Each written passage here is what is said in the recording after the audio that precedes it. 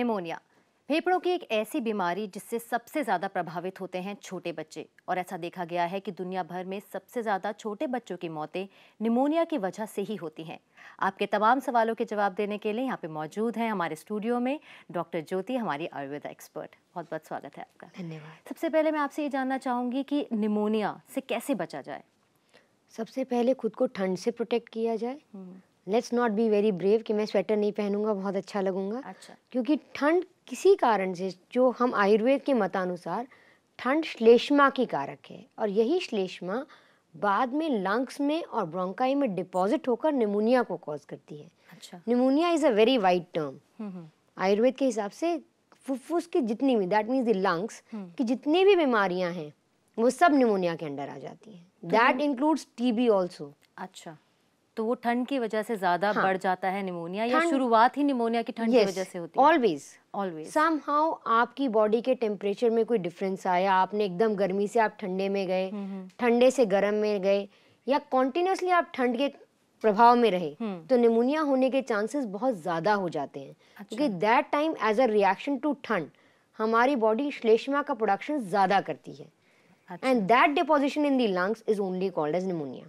चलिए, निमोनिया के लक्षण के बारे में हम जानेंगे, लेकिन यहाँ पे हमारे पास एक कॉलर हैं, दीपिका। दीपिका, बहुत बहुत स्वागत है आपका, पूछिए अपना सवाल। हेलो जी। Hello, good afternoon ma'am. Very good afternoon, पूछिए अपना सवाल दीपिका जी। मैम, मेरा बेटा 9 साल का है, उसका हमेशा पेट दर्द होता है। वो नाभि के ऊपर नीचे उसका हमेशा पेट दर्द होता है, वो ऐसा क्यों है? वो उसका कुछ बताइए। और मेरे अंडर आर्म्स में अंदर की तरफ से एक मतलब घाव जैसा हो गया, वो अंदर तरफ है, बाहर नहीं मालूम पड़ता है, लेकिन उसको दबाने से पानी निकलता है। तो वो क्या, उसका प्रॉब्लम थोड़ा इसके बारे में थोड़ा बताएंगे प्लीज। अच्छा, तो इनका एक अपने बच्चे का सवाल है और एक खुद का सवाल है। पहले बच्चे के सवाल को सॉर्ट आउट कर लेते हैं। जी। देखिए, बच्चे में जैसे वो कह रही है कि 9 साल का बच्चा है, बाहर खाता होगा, देयर कैन बी 2-3 रीजंस। एक तो हो सकता है उस बच्चे को वर्म्स हो, कीड़े हों। कृमि की वजह से भी ये प्रॉब्लम बड़ी कॉमन है। कृमि मुद्गर रस 2 गोली सुबह 2 गोली शाम, अच्छा, for a period of 5 days she can give that to the child. साथ में गैस प्रोड्यूसिंग आहार विहार, अच्छा, जिससे गैस का प्रोडक्शन ज्यादा होता है, एसिडिटी ज्यादा होती है। छोटा बच्चा है, बाहर निकला, चिप्स खा लिया, MSG रिलेटेड फूड आजकल बहुत कॉमन है। बच्चे चिप्स कुरकुरे बहुत खुश होकर खाते हैं, वो ये सब प्रॉब्लम क्रिएट कर सकता है। अच्छा, तभी उनके पेट में दर्द रहेगा। यस, मेनली यही रीजन होना चाहिए। बाकी इस एज में ऐसे कोई मेजर पैथोलॉजी हो, उसके साथ फीवर वगैरह नहीं है, इसलिए कोई मेजर पैथोलॉजी ऐसे मेरे को समझ में नहीं आ रहा। अच्छा, और एक इनका खुद का सवाल था कि अंडर आर्म्स के नीचे कुछ प्रॉब्लम एज फार एज वो जिस तरह के पानी रिलीज करने वाली एब्सेस की बात वो कर रही हैं, अच्छा, I am not able to diagnose कि उसका मुंह अगर अंदर की तरफ है तो उसमें से पानी कैसे निकलता है। ठीक है, तो she has to get it investigated further. FNAC करके एक टेस्ट होता है जिसको सुई की जांच कहा जाता है आमतौर पे। मरीज को समझाने के लिए हम कहते हैं सुई की जांच करवा लीजिए। अच्छा, तो इनको भी मैं वही समझा रही हूँ, प्लीज सुई की जांच करा लीजिए, पता कीजिए कि वो क्या है। अच्छा, तभी उसका ट्रीटमेंट हो पाएगा। चलिए दीपिका जी, उम्मीद करते हैं कि आपके सवाल का जवाब आपको मिल गया होगा। नीतू है दिल्ली से। नीतू जी, बहुत बहुत स्वागत है आपका, पूछिए अपना सवाल। हाँ जी मैम, नमस्ते। नमस्कार मैम, मेरी बिटिया के बारे में पूछना है जी। बिटिया मेरी 7 साल की है। वो 6 महीने की जब थी उसे निमोनिया हो गया था। अच्छा, तो अब जैसे वेदर चेंज होता है, ठंड थोड़ी सी ज्यादा पड़ती है, तो सर्दी जुकाम बहुत जल्दी हो जाती है उसे। तो ऐसा पूरे देखा मैंने गया कि बच्चों में बहुत जल्दी निमोनिया हो जाता है। और एक बड़ी आम कहावत है जो नॉर्मली पेशेंट्स हमको आकर बताते हैं कि जब एक बार हो गया तो 11-12 साल तक रहेगा। अच्छा, उसके पीछे कारण ये है कि आयुर्वेद के मतानुसार बाल्यकाल कफ का काल होता है। अच्छा, इस टाइम पर होने वाली व्याधियों में कफ सबसे कॉमन और सबसे आसानी से हो जाने वाली व्याधि है। अच्छा, cold, cough, fever, that's common in childhood. सबसे ज़रूरी हमारे लिए ये है कि वो बच्चे को ठंड से बचाएं। एक सबसे बड़ा मैंने जो मदर्स में नोटिस किया है, बिकॉज बच्चे को ठंड लग जाती है इसलिए मैं उसे लेयर ऑफ क्लोथिंग में घुसा दूंगी, नहीं। Please make it a point कि आप जो कपड़ा पहन रहे हैं उससे हाफ स्वेटर ज्यादा अच्छा, सिर्फ बच्चे को पहनाना है। बहुत वार्म फूडिंग में अपना टाइम चेंज कीजिए। इस टाइम ग्रीन लीफी वेजिटेबल्स आ रही हैं, गाजर आ रही है, आप देखेंगे नेचर हमको कितना हेल्प करती है जी। इस टाइम आने वाली जितनी भी वेजिटेबल्स हैं वो सब कफ का विरोध करती हैं। अच्छा, तो ठंड में मेथी अगर जो है, निमोनिया हो हाँ, रहा है तो ठंड में आने वाली सब्जियां सब्जियां जो है। ज्यादा खाएं, वेजिटेबल ज्यादा खाएं, सूप ज्यादा लें। जी हम तो भारत जैसे देश में रहते हैं जहाँ पर सब कुछ अवेलेबल है, जी। तो कम से कम उन चीज। और दूसरी बात, दही का प्रयोग सर्दी में बिल्कुल मना है। अच्छा। चावल का प्रयोग सर्दी में बिल्कुल मना है। मक्की का आटा खाइए, बाजरे का आटा खाइए। कम से कम अच्छी बात यह है कि आपको हर तरह का ग्रेन मिल रहा है, it is available in India. Use that and that should help you. तो उम्मीद करते हैं कि आपको अपने सवाल का जवाब मिल गया होगा। हम बात कर रहे थे लक्षणों के बारे में, तो निमोनिया के क्या क्या लक्षण हो सकते हैं? बच्चों में खास तौर पे बहुत तेज फीवर का आना, हम्म। कोल्ड एंड कॉफ होना। कॉफ भी उस तरह का कि बर्तन के अंदर यदि आप खांस कर देखें अच्छा। तो एक खाली बर्तन में जो आवाज आती है हम्म। उसको हम निमोनाइटिस के लिए ज्यादातर लेकर अच्छा चलते हैं। अच्छा। Some of the time it is allergic and genetic in families. इसका कुछ श्लेष्मा कारक खाने से बहुत ज्यादा, इसका आहार और विहार दोनों की वजह से ये बहुत कॉमनली होता है। अच्छा। India is a temperate country, we are not use to very low temperatures. हमारी बॉडी जो है वो थोड़े से हाई टेम्परेचर में रहने की आदी होती है। जी। जब टेम्परेचर लो होता है, साथ में हम इम्यूनो डेफिशिएंट भी होते हैं। इम्यूनो डेफिशिएंट कैसे? हम न्यूट्रिएंट्स नहीं खाना चाहते, हम जंक फूड खाना चाहते हैं। आप जंक फूड, जितना भी जंक फूड देखेंगे सब में चीज है। अच्छा। चीज श्लेष्मा का पहला कारण है। If you want to take cheese, take less quantity of it and take paneer instead of cheese. अच्छा। हमारे हिंदुस्तान में पनीर मिलता है, चीज नहीं बनाया जाता। जी। चीज जनरली उन कंट्रीज में यूज किया जाता है जहां पर बहुत ठंड होती है। अच्छा। हम लोग उतने ठंड में नहीं रहते हैं, इसलिए please do not copy everybody and everything they have. तो कंट्रीज के हिसाब से खान पान Yes, जो है वो बटा बटा हुआ हुआ, है, हमें yes. अपने हिंदुस्तान के हिसाब से ही खाना चाहिए। बिल्कुल। जया है गाजियाबाद से। जया जी पूछे अपना सवाल। बहुत बहुत स्वागत है आपका। नमस्ते। हेलो नमस्कार। डॉक्टर। हेलो जी। फर्स्ट ऑफ ऑल मुझे आपकी स्माइल बहुत अच्छी लगती है थैंक यू। और आप बहुत अच्छे से एक्सप्लेन करती हैं, हमें बताती भी हैं। तो मेरा एक सवाल था डॉक्टर, ये मेरा बेटा है 5 साल का, उसको सर्दी बहुत मतलब जल्दी जल्दी हो जाती है, गर्मी में भी उसे ठंड लगती है, इवन कि वो कहता है गर्म पानी से नहलाओ। अच्छा। और उसको मतलब सर्दी हमेशा, साल में 2 बार नेबुलाइजर लग चुका है डॉक्टर। तो और खाने पीने में भी बहुत मतलब सूखी चीजें ही खाना चाहेगा, चपाती खा लेगा या पूड़ी और सॉस पिकल। तो सर्दी के लिए मैम बता दीजिए, और खाने में क्या दें, और प्लीज थोड़ा सा धीरे बोलिएगा कि मैं नोट कर पाऊँ मेडिसिन। तो ठंड बहुत लगती है इनके बच्चे को। The child is immuno deficient. अब वो खुद बता रही हैं कि खाने में वो वेजिटेबल्स नहीं खाना चाहता। जी। खाने में वो सिर्फ पूरी और सॉस। आप सॉस देखिए, सॉस किस चीज से बनाया जाता है? खट्टा टमाटर, और साथ में आप उसमें प्रिजर्वेटिव्स डालते हैं ताकि वो लंबे टाइम तक रहे। कुछ विटामिन नहीं मिल रहा है, कुछ नहीं मिल रहा है बच्चे को। इसी का बहुत आसान तरीका मैं बताती हूँ। बच्चा है सॉस ही खाना चाहता है, क्या करें? सिंपल टमाटर की चटनी घर में बना लीजिए। माएँ हैं हम, इन दी एंड हमको अपने बच्चों के लिए ही सब कुछ करना है। जी। दूसरी बात, जिन बच्चों को बार बार निमोनाइटिस होता है उनके लिए एक बहुत आसान औषध है। उनके खाने में शहद का प्रयोग ज्यादा से ज्यादा करें। अच्छा। शहद कफ को काटता है और साथ में जो कफ आपका जमा हो रहा है उसको भी निकालने में हेल्प करता है। अच्छा। साथ में गोजिह्वा आदि क्वाथ आजकल लिक्विड फॉर्म में अवेलेबल है बहुत इजीली। 2 चम्मच सुबह, 2 चम्मच शाम। मैं फिर रिपीट कर देती हूँ, गोजिह्वा आदि क्वाथ बहुत आसानी से अवेलेबल है। चाहे तो ज्यादा प्रॉब्लम है तो गर्म पानी में मिलाकर इसको देंगे, या किसी को बार बार नेबुलाइजर की जरूरत पड़ती है तो नेबुलाइज करने से पहले कनक आसव थोड़ा सा 3 टीस्पून, अगर बहुत सीवियर है तब, नहीं तो 2 टीस्पून बहुत हॉट वाटर में मिलाकर बच्चा हो या बड़ा हो पीकर देखें। जहां तक मेरा ख्याल है जो सांस में रुकावट है उसमें काफी आराम उनको आएगा।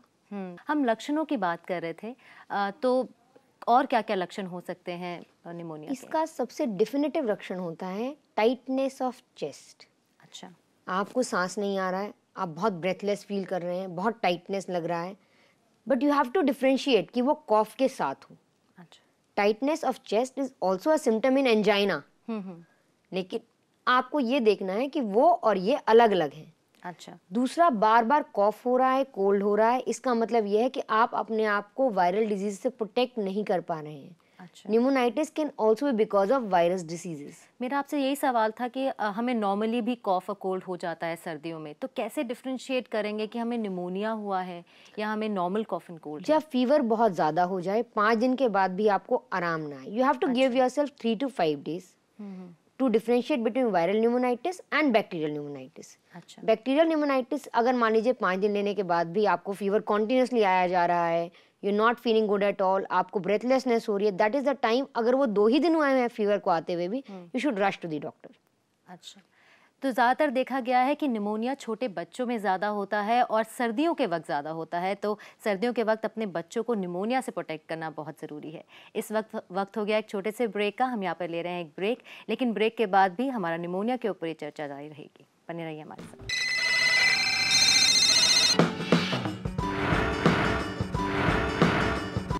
कॉल फॉर केयर में आपका स्वागत है और आज हम बात कर रहे हैं निमोनिया की। और ऐसा देखा गया है कि डेवलपिंग कंट्रीज़ में निमोनिया ज़्यादा होता है as compare to developed countries. Doctor, ऐसा क्यों होता है? देखिए, developing countries generally temperate environment में है, एक तो most of them are in temperate environments, वहाँ पर इंफ्रास्ट्रक्चर इतना ज़्यादा नहीं और साथ में गंदगी भी ज़्यादा है। अच्छा। सबसे बड़ी बात, कफ डीह्यूमिडिफिकेशन से ज़्यादा होता है। जब ह्यूमिड एरिया होता है, कफ को कौन कौन से, अगर मैं बताऊं महाभूत कौन से क्रिएट करते हैं, एक तो जल, अच्छा, और एक मिट्टी। हमारे यहाँ मिट्टी भी खूब क्वांटिटी में है जो खूब उड़ती है जी, और जल भी काफ़ी क्वांटिटी में है, बिल्कुल। इसलिए श्लेष्मा का प्रोडक्शन ज़्यादा होता है in all the developing countries, because infrastructure बहुत कम है, साथ में ज़्यादातर डेवलपिंग कंट्रीज के अंदर बहुत ज़्यादा कंस्ट्रक्शन चल रहा है। जी। You will notice that is one of the reasons of rising cases of pneumonitis even in metro cities. तो ये बहुत ज़रूरी हो जाता है कि हम धूल और पानी से अपने बच्चों को बचाएं। तो यहाँ पर अनामिका है हमारे साथ फ़ोन लाइन पर। अनामिका जी, पूछिए अपना सवाल। Good afternoon ma'am. Very good afternoon.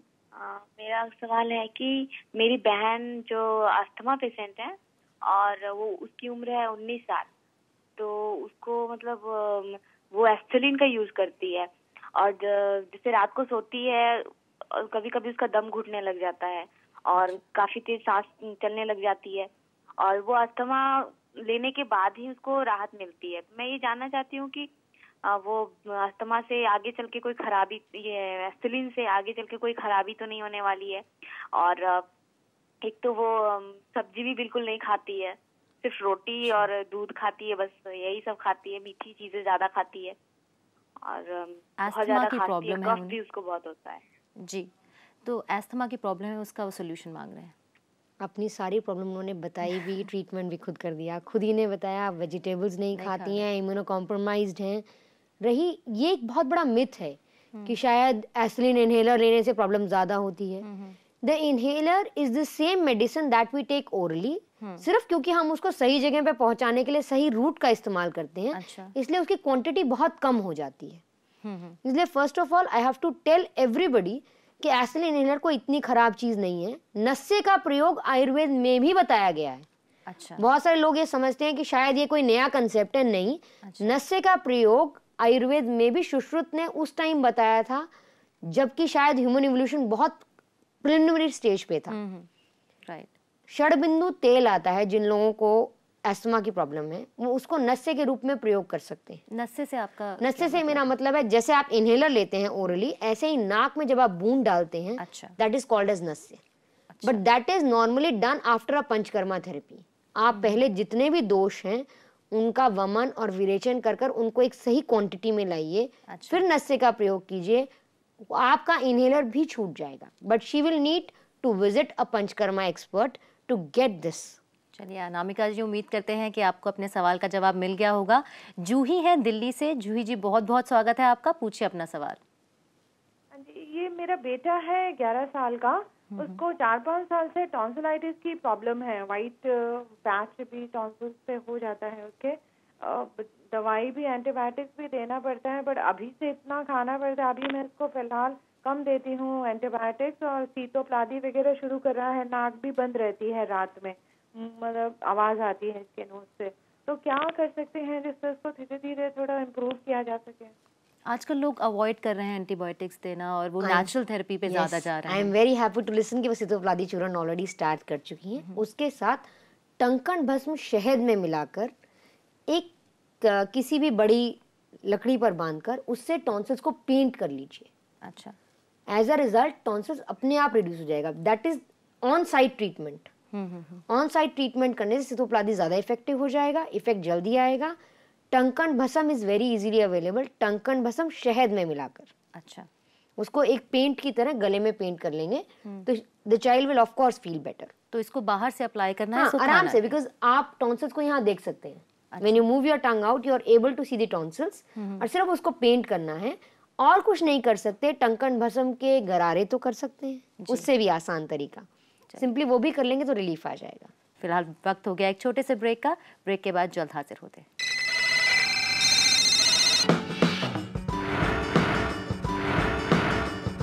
Call for care में आपका स्वागत है और आज हम बात कर रहे हैं निमोनिया की। निमोनिया एक कंटेजियस डिसीज़ है, तो इससे बीमारी से और इससे बीमारी से जो पीड़ित हैं उनसे बचकर रहिए, ये बहुत ज़रूरी है। सबसे पहले हम यहाँ से आप पे जानना चाहेंगे, हमारे पास कुछ SMS आए हैं। पूनम है, ये जानना चाहती हैं कि इनका 13 साल का एक बच्चा है, इनके बच्चे को ब्रोंकाइटिस है, तो उसका क्या सोल्यूशन है? सबसे पहले तो नहीं ये पता करना चाहिए ब्रोंकाइटिस एलर्जिक तो नहीं है। यदि वो वेदर चेंज होने की वजह से, तो by the time child is 14 वो अपने आप ठीक हो जाएगी। बाल्यकाल कम हो जाएगा, कफ की अपने आप प्रवृत्ति कम हो जाएगी, पित्त की प्रवृत्ति बढ़ने लगेगी, गुस्से से अपने आप कफ का नाश हो जाएगा। अच्छा। और ये ठीक हो जाएंगे। इन केस एलर्जिक नहीं है, बैक्टीरियल बार बार होती है, तो they have to understand that the child is immunocompromised. अच्छा। We have to give him more immunity therapies. That means sitopaladi churna 1 चम्मच शहद में मिलाकर दे सकते हैं। जिंजर का प्रयोग ज़्यादा कर सकते हैं। अदरक तो घर में आमतौर पे होता है, उसका प्रयोग काफ़ी कर सकते हैं अपने खाने में, उससे फ़र्क पड़ जाएगा। साथ में किसी आयुर्वेदिक फिजिशियन के पास जाकर अपने बच्चे का पूरा एक प्रिस्क्रिप्शन बनवा लीजिए, जिसके अंदर वो 2-3 हर्बल मेडिसिन को और साथ में एक लिक्विड को आपको बना कर देगा। And that you can keep using it, ताकि बच्चे को बार बार ये प्रॉब्लम ना हो। And it doesn't have to take antibiotics. अच्छा, तो पूनम जी उम्मीद करते हैं कि आपके सवाल का जवाब आपको मिल गया होगा। यहाँ पर परमिंदर कौर हैं, ये जानना चाहते हैं कि इनके गले में बहुत पेन रहता है और हल्की सी खांसी भी है, तो इसका क्या इलाज है? गले में पेन रहता है, I am taking it for tonsillitis. Weather change होने में टॉन्सिलाइटिस बहुत कॉमन है। नमक के पानी के गरारे कीजिए। उसमें भी यदि आपको सेंधा नमक मिल जाए तो सेंधा नमक के पानी के गरारे कीजिए। टंकण भस्म का प्रयोग मिश्री के साथ कर सकते हैं। अच्छा। साथ ही सितोप्लादी चूर्ण किसी भी कफज औषधि, किसी भी कफज व्याधि की औषधि है। सितोप्लादी चूर्ण 1/4 teaspoon in kids and half teaspoon for adults. अच्छा। शहद में मिलाकर उसकी गोली बनाकर भी उसको ले सकते हैं, लेकिन सारे दिन गर्म पानी ही उसके साथ लेना पड़ेगा। अच्छा। आप ठंडा पानी नहीं ले सकते। अच्छा, तो परमिंदर जी उम्मीद करते हैं कि आपने सारी चीज़ें नोट कर ली होंगी। यहाँ पर एक थायराइड की प्रॉब्लम है, ये 28 साल के हैं, ओवरवेट हैं, 80 kg हैं। ये जानना चाहते हैं कि ये अपना वेट कैसे कम करें। सबसे पहले तो इनको ये पता लगाना चाहिए कि थायराइड की मेडिसिन उनके लिए कितनी कामयाब हो रही है। यदि वो थायराइड की मेडिसिन रेगुलरली ले रहे हैं, थायराइड अंडर कंट्रोल है, तो वेट को अपने आप रिड्यूस कर जाना चाहिए। अच्छा। खाने में इनको ग्रीन वेजिटेबल्स का बहुत प्रयोग करना चाहिए। मिल्क और मिल्क प्रोडक्ट्स अवॉइड करने चाहिए। Non veg should be a complete no. Thyroid based program में मैंने बताया था कि नॉन वेज का बिल्कुल भी प्रयोग नहीं करना है, क्योंकि नॉन वेज वजन को नहीं बढ़ाता, आपके मेटाबॉलिज्म को भी बहुत स्ट्रांगली इफेक्ट करता है। साथ में इन्हें कॉन्स्टिपेशन को रूल आउट करना चाहिए, अर्लिंग मॉर्निंग वॉक्स के लिए जाना चाहिए और थोड़ा एक्सरसाइज करना चाहिए। साथ में प्राणायाम, ताकि बॉडी का ये मैं आज स्पेशली बताना चाहती हूँ कि प्राणायाम से ही आप अपनी बॉडी के मेटाबॉलिज्म को कंट्रोल कर सकते हैं without going out of your house. अच्छा, तो उम्मीद करते हैं कि आपके तमाम सवालों के जवाब आपको मिल गए होंगे। अगर आप भी हमें SMS करना चाहते हैं तो हमारा नंबर है 560068। यहाँ पे अगर हम निमोनिया की बात करें तो बच्चों की हमने बहुत बात कर ली है, क्या बड़ों को भी निमोनिया उतनी ही आसानी से हो जाता है? खास तौर पर ओल्ड एज में और चाइल्डहुड में इसको एक किलर डिजीज माना जाता है। अच्छा। मॉर्टेलिटी सबसे ज़्यादा निमोनिया की वजह से बड़े लोगों में, खास तौर पे ओल्ड मेल्स में और young male children, because males when they are born their lungs are not as developed as females. Plus naturally भी औरतों को फैट थोड़ा सा चेस्ट पे ज़्यादा होता है। Fat helps to regulate the metabolism, the temperature of your body. As a result शायद भगवान ने औरतों को हेल्प किया है, कहीं तो औरतों को भी एडवांटेज मिलना चाहिए। I think that is the advantage they carry over main. साथ में औरतें अक्सर घरों में रहती हैं। अच्छा, आपने बात notice, males normally world over go out, as a result वो खुद को धूल से, धुएं से कम प्रोटेक्ट कर पाते हैं rather than being in a closed environment, and they come in contact more of each other. अच्छा। As a result contagious type of pneumonia is common in men more than in women. तो pneumonia हर मौसम में होता है या सर्दियों में ही ज्यादा होता है? बिल्कुल, मैंने शुरू में ही कहा था कि निमोनिया जब भी टेम्परेचर का वेरिएशन बहुत ज्यादा हो जाएगा और आपकी लंग्स उसके हिसाब से कोप अप नहीं कर पाएंगी तो निमोनिया हो ही जाएगा सबको ही। That is not a big thing. छोटे बच्चों में और बड़ों में क्योंकि थोड़ी लंग्स कम डेवलप्ड होती हैं, इसलिए ये प्रॉब्लम ज्यादा देखी जाती है।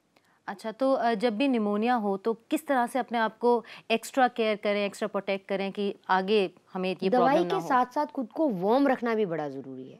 You have to keep yourself warm. साथ में एसी का प्रयोग प्लीज ना करें। अगर गर्मियों में किसी को निमोनिया हो जाता है तो वो कहता है गर्मी की वजह से हो गया, but we would request AC की बजाय आप नॉर्मल फैन के अंदर, ठंडा गर्म ज्यादा नहीं होना यस, चाहिए। That is very important. बहुत बहुत शुक्रिया हमारे स्टूडियो में आने के लिए और ये तमाम जानकारी हमें देने के लिए। Thank you.